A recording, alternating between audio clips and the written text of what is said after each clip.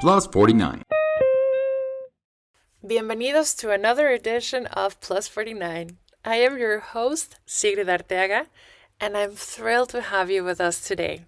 In this episode, we will be chatting with Philipp from Ice Dippers. We even joined him for a chili dip in the Schlachtensee, an experience I will never forget. Plus, we've got some of the latest updates from Berlin and beyond to keep you in the loop. This is Plus 49.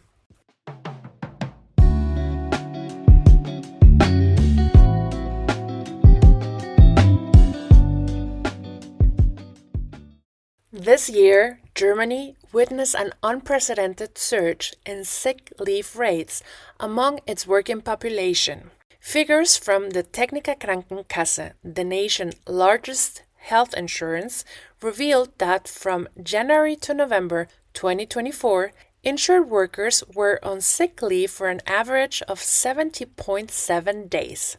This marks a significant increase compared to 17.4 days in 2021 and just 14.1 days in 2019. The primary culprits? Respiratory illnesses like the flu, bronchitis, and cases of COVID. According to the TK spokesperson Jens Baas, the public's pandemic-era habits of self-isolation and social distances have persisted, with many feeling a responsibility to avoid spreading illnesses. This sense of caution is echoed in a survey. 74% of women and 67% of men admitted that they still steer away from crowded indoor spaces while unwell. Beyond cold and flu diagnosis, mental health issues such as depression were the second leading cause of missed workdays. This growing concern over mental well-being mirrors broader global trends as burnout and stress-related illnesses become more prevalent in demanding workplaces. But as 2025 approaches, the outlook remains challenging.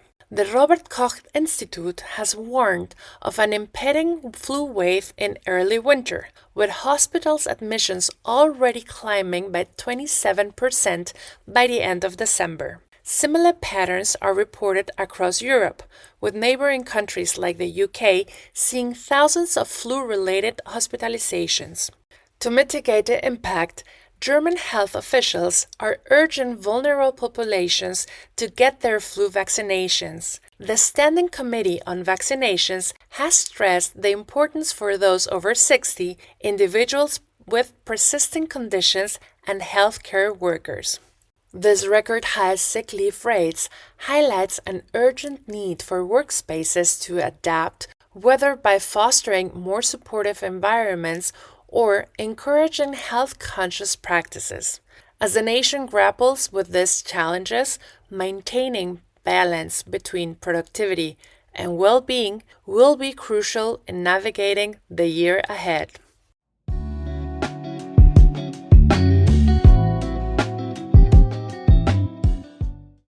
Have you ever considered cold water swimming? If you have, you're not alone. This unique activity has gained popularity in recent years thanks to its numerous physical and mental health benefits. Swimming in cold water, especially in temperatures as low as 1 degree Celsius, is not just about endurance. It's about embracing a challenge that invigorates the body and the mind. The immediate shock of cold water triggers the release of endorphins, the body's natural feel-good chemicals, leading to an improved mood and reduced feeling of stress or anxiety. Over time, regular cold water swimming can strengthen the immune system as repeated exposure to the cold helps the body adapt and become more resilient. It also promotes better circulation by encouraging blood to flow to the vital organs, leaving you with a lasting feeling of warmth and vitality.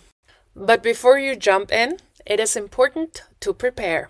You can gradually acclimate yourself to colder temperatures by taking cold showers or dips in chilly water that can help your body adjust. Wearing appropriate gear like neoprene gloves and booties can also make the experience more comfortable, especially for beginners. Safety should always come first, so swim with a group or have someone on the shore to watch over you. Finally, don't forget to warm up properly afterwards, with layers of clothing and a hot drink to help your body recover from the cold. Cold water isn't just an activity, it's a community. Groups like Ice Dippers Berlin bring together enthusiasts who support each other, share tips, and celebrate the unique joys of invigorating practice. Whether you're looking for a way to boost your mood, connect with nature, or challenge yourself in a new way, taking the plunge might be just what you need.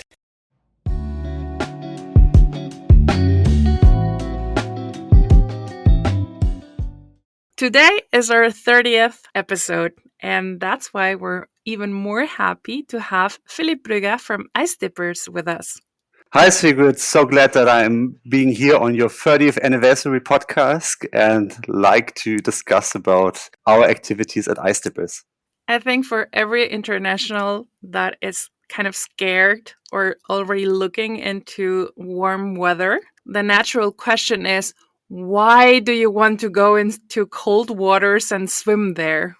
I mean, we can really talk for hours about this topic, but I try to keep it short as possible. I like to answer this question with the short phrase, like, if you don't go to the cold will come to you.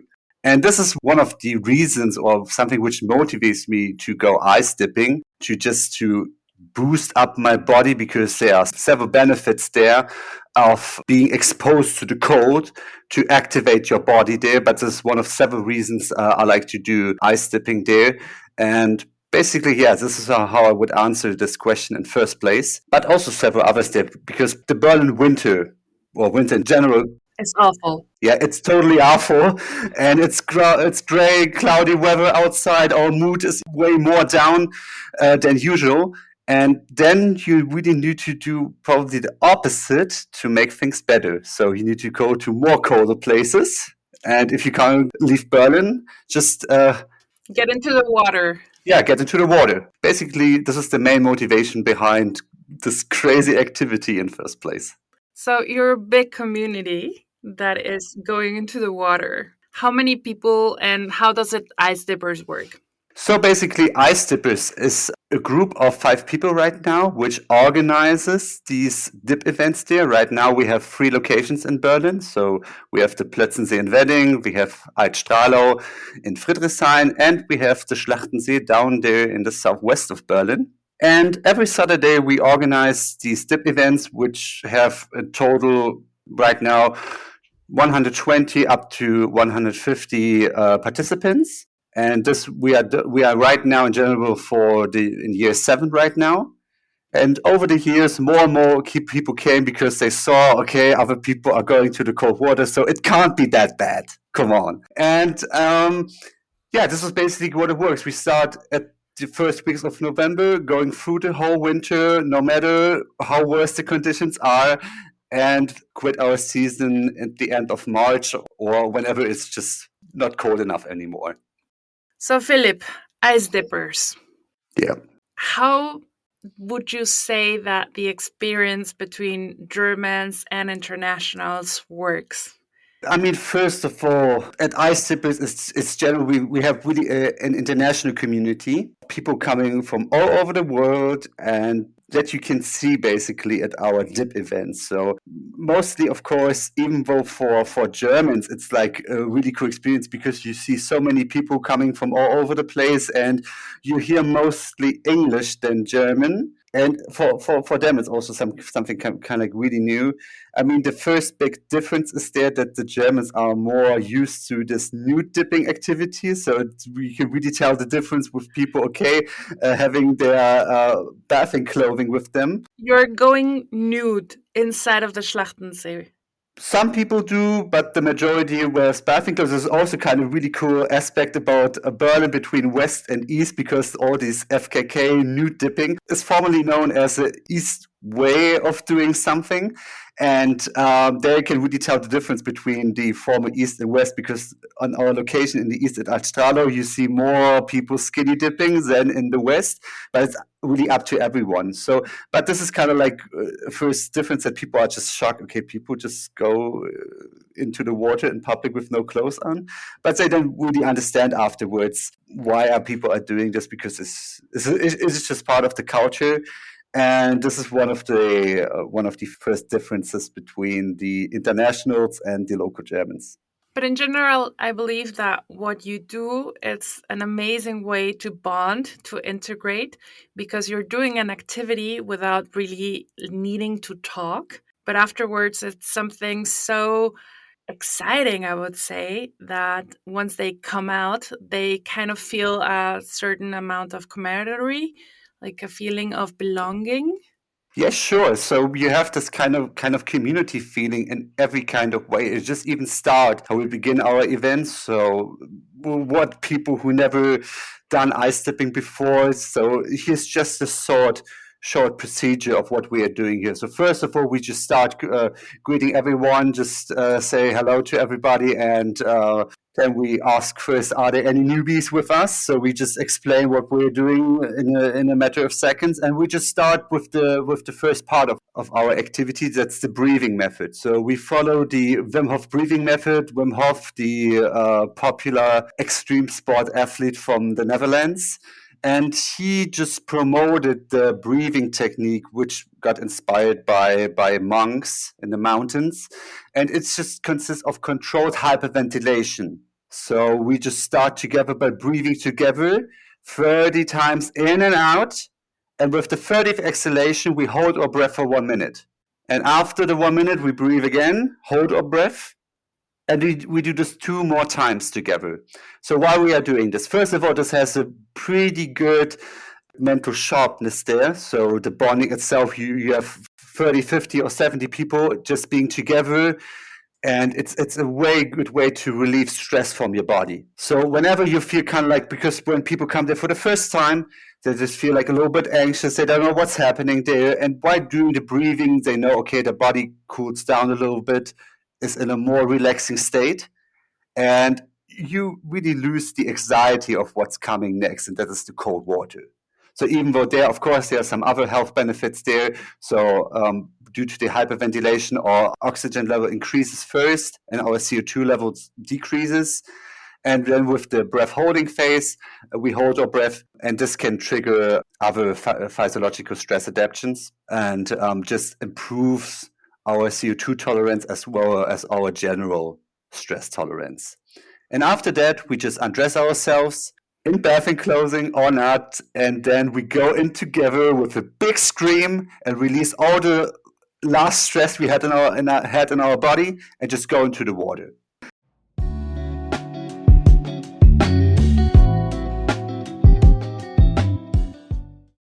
In our last part of the interview, we are already thinking about being there with you at the Schlachtensee, because you do this every Saturday at Schlachtensee, right? Right. So people have to understand that we are doing the free dips at 10 a.m. every Saturday simultaneously. So you really have to decide to which spot you have to go to. So of course, I always recommend to go to my set because it's the most beautiful one.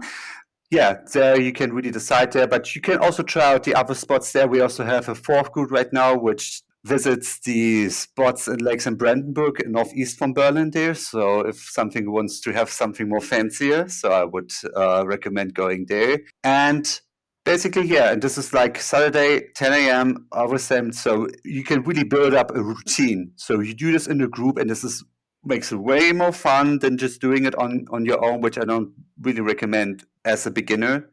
This is, of course, the big difference there. And at the end, is the social aspect is really coming in the focus there, because when you're doing it as a group, it just makes more fun. You can push yourself, your boundaries way much more better. It's just, even though a big difference when I do just on my own, I can last much longer in the water. and you can, even if you don't want to talk, if you talk to the guys next to you in the water, you can chat, and just the time just flies there. And you say, okay, oh, just 5 minutes are already over. So it's really fascinating every time how much we can expand our boundaries there, and then we can see how much our body can actually endure. And it is just our mind which limits us every time. And this is like the metaphor for our daily life. It sounds really amazing. I will join this weekend. I'm not sure if I'm going to go inside of the Schlachtensee yet, but let's see. I'm a Latina. I need a little bit of warmth in my life, not the opposite of it. But well, I'm living in Berlin. And so therefore, we invite everybody outside who's listening to us to come and join Ice Dippers. To experience something very different and to prove yourself that you can actually go beyond your limits.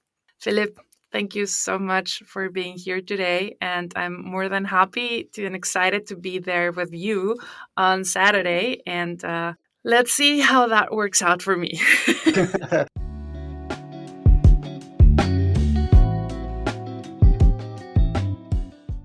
It is Saturday, a little bit before 11, and it's very foggy. It's a very cold day, and we're in Schlachtensee. And I just went in. Hi, Philipp. Hi. So, today, what happened today? How many people that arrived? How was it?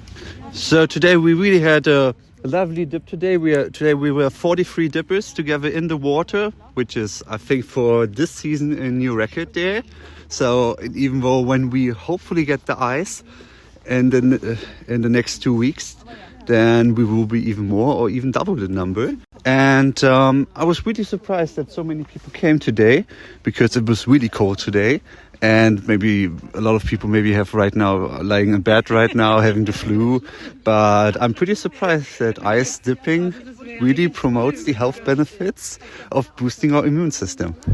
How do you feel after you go in? Because at this moment, I'm already in my boots and my dog is looking at me like, what are you doing? And Philipp still has his toes in the water.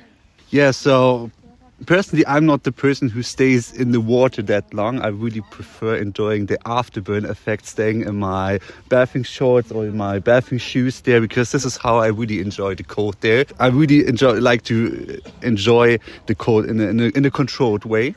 That's why I feel really energized after that, because the kind of community thing is really what really boosts my mind. If I would really go on my own, I just will go quick in and then just run out, get dressed, and then we'll go home. And now I really like to enjoy that I'm staying around a little bit at the lake, having a chat with the people there, just a little bit socializing.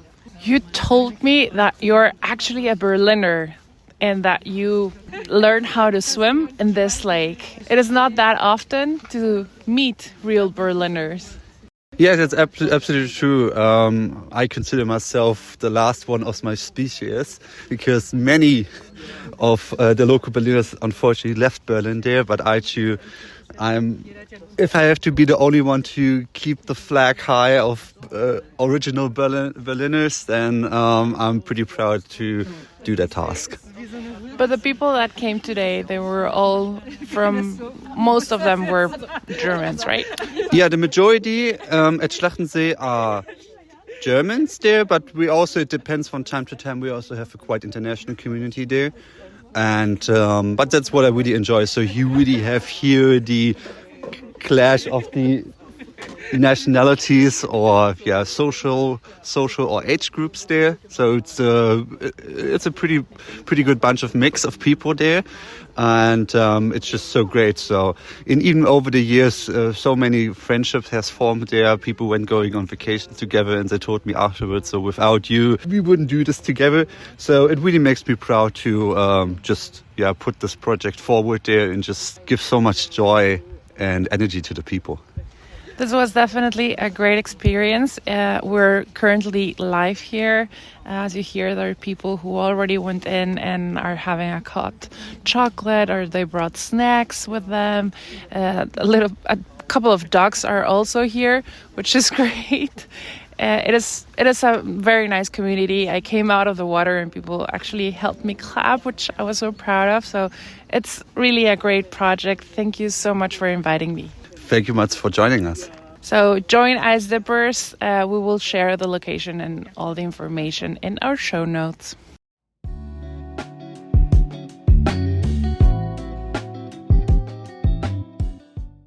We're going to have a quick chat because, of course, we're all a little bit cold as the adrenaline goes down. But we're here with Alan. And Rachel. Where are you from? We're from England, but we live in Berlin. We've been living in Berlin for 3 years. And we first read about this on our first winter. And we'd been planning to go swimming all the way through the year. And we saw this group and I thought, yes, we'll give that a try. And that was a December in 21. So we came and it was a smaller group than it is today. Perhaps 6 people the first time we came. And that's winter. Philip, that you were talking to earlier, came down with waders and a mallet and a hatchet. And he broke the ice for us heroically. I think, was that in January, February? Yes. But yeah, the ice must have been 5 centimetres thick. It was really cold. He cleared us a little pool to sit in. So a little walkway to go out, and we had to crouch down underneath the ice. We all stayed in for about 3 minutes. And that felt heroic. But it took him half an hour to break the ice for 3 minutes in the water.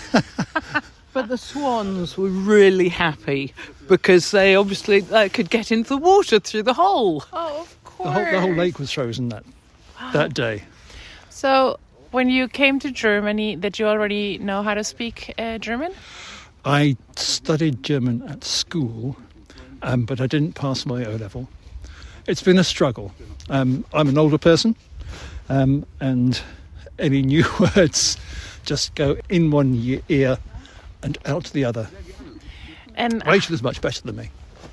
Rachel is speaking amazingly good German. That's because I studied it at school, and then I also I did an English and related literature degree, and some of the related literature was German. So when I was a student, which was a long time ago, I read Kafka, and I read Thomas Mann, and I read Brecht. And since then, I have done no German at all till I moved here. So I've done a significant amount of forgetting. And strangely, the vocabulary of Buddenbrooks is not terribly helpful for current day Berlin. No, definitely not. But how has Ice Dippers make you feel regarding being part of the community? We've met some lovely people here, and occasionally we've taken a poor shivering person back and fed them a big solid meal to get them So lovely. Well, we like hosting people for dinner, which is not a German thing. It is not a German thing. So we take people home and we feed them a meal. But yeah, sitting around chatting, having hot drinks together and sharing them with people who feel cold, or having people offer us ginger shots. It's a really nice community, and coming out of the water and everybody is freezing and feeling amazing. It's a wonderful community thing. Also, the fact that Philip collects money for the winter cold sleepers, I think that helps. We feel that we're doing a bit for the wider Berlin as well. Why did you decide to come to Berlin? So yeah, it was post-COVID. It was my daughter was thinking of doing her masters in Berlin, and we had to move somewhere because my youngest stepson wasn't going to move out of the house. We had to move. How has Berlin treating you? I love Berlin, but I found it very hard to make friends here. I think because there's a highly mobile international community, and the Berliners are much more keeping themselves to themselves, I'd say. Has Ice Dippers helped there to make a little bit more of a human connection? Yes, the people that we knew the first year aren't coming anymore, and we're only in contact with one of them, but she's doing many other things anyway, so... But yes, it has helped a bit. It has helped. I mean, it certainly made Saturday mornings very friendly. Thank you so much. I think we're already freezing a little bit and we need to keep moving. Thank you so much. Lovely.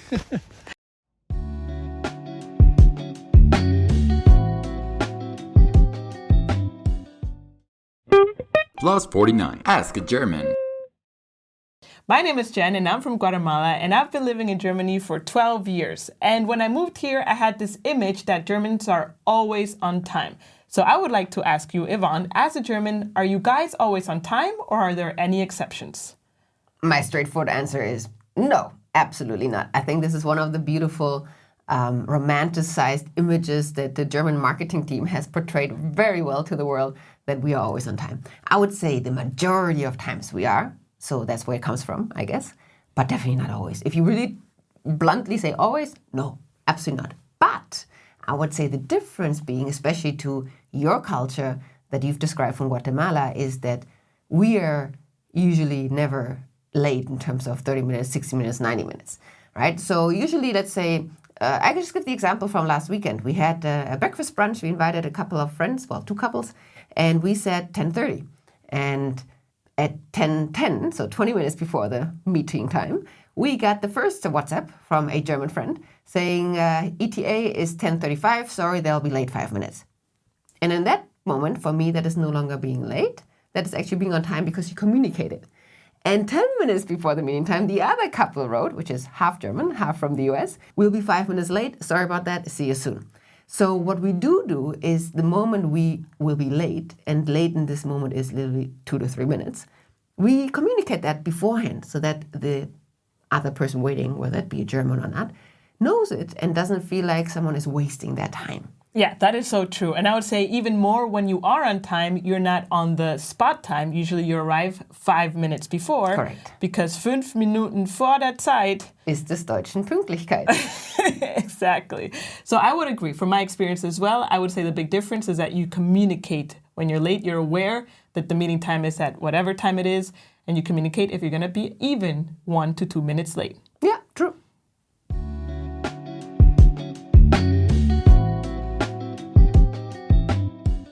And that is a wrap up for today's episode here on Plus 49. Thank you so much for being part of our community.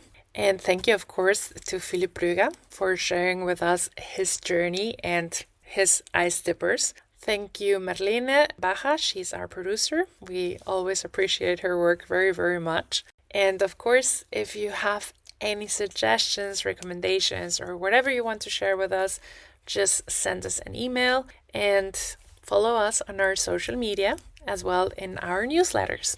My name is Sigrid Arteaga y hasta la próxima.